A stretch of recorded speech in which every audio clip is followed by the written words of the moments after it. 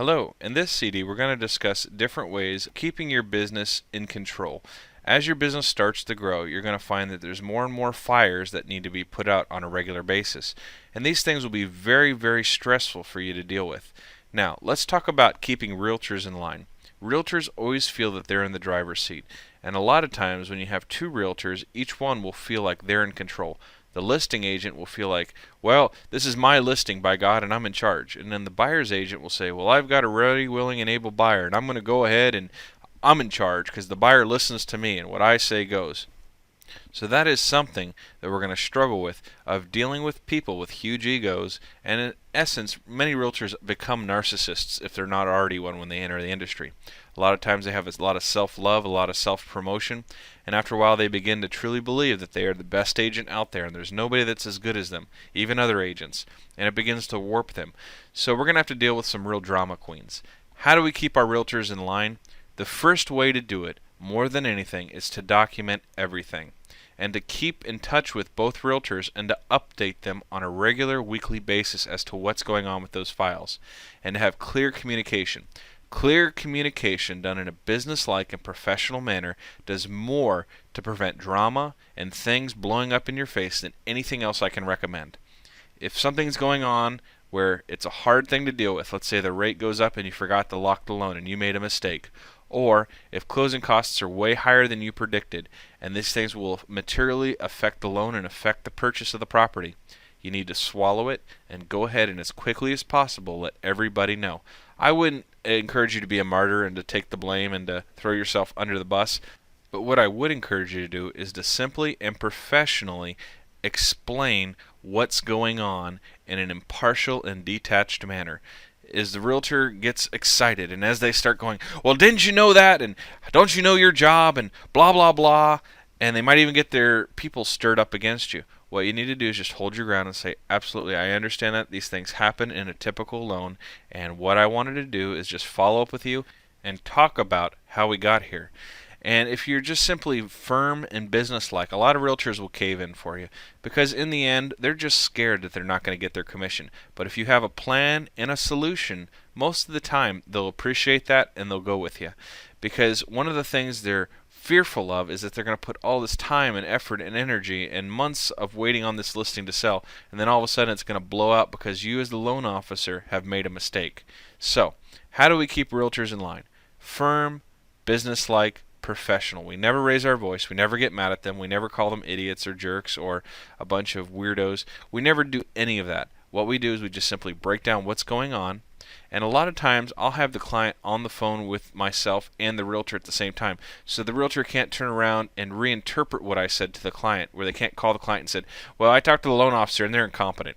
And what they said was this. And this is what we really need to do just to fix this deal because that loan officer doesn't know his stuff. And I've had that happen when I don't have the person on the line. So typically what I'll do is I'll get the person on the line and then we'll also call the realtor and we'll talk with the realtor. That way everybody's on board.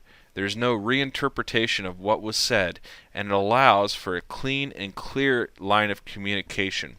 Now, one of the things you're going to find with realtors is a lot of times they want to be in the driver's seat. They want to dictate what you're going to make money-wise. They're going to dictate, what your rates are going to be, all these things. And what you need to do with the realtor is just be polite but firm. Some people like to shut realtors down and like to basically make them feel like they're idiots. Well, I'm sorry, are you a loan officer or are you a realtor? No, don't do that. Don't push the realtor and make them feel like they're a moron, because if you make them lose face, they'll hate you forever. What you need to do is quite simply say to the realtor, well, I understand what you mean by you feel that I'm making too much money on this loan. I'm probably on this loan going to make about $1,500. And as I understand it on this real estate transaction, you're probably going to make about $4,500. I'll make you a deal. If you cut your commission in half and give it back to the buyer, I'll cut my commission in half and they won't have to pay it. Fair enough? And the realtor will choke and just go, oh, no, that ain't happening. And I said, well, then I just simply ask that you respect the fact that we have to make a living too. And I know that you're doing a hard job, that you're doing a good job, and I just want to make sure that there's respect on both ends. And if you're firm like that, it'll be cool. Now, I actually had one situation where I flat out, the realtor was a jerk. They were just terrible towards me. They were like, well, you got to cut your fees and do this loan for free this time and I'll give you another loan in the future and blah, blah, blah. I got the client on the phone and I said, we're having some problems with the understanding of what we're going to make and how your realtor feels that we're treating you. So what I want to do is get you and the realtor on the phone together. Would you please hold? And I got the realtor on the phone. And what I did in this case, and that you shouldn't do this very often, but I actually sat down and I went down over every single number.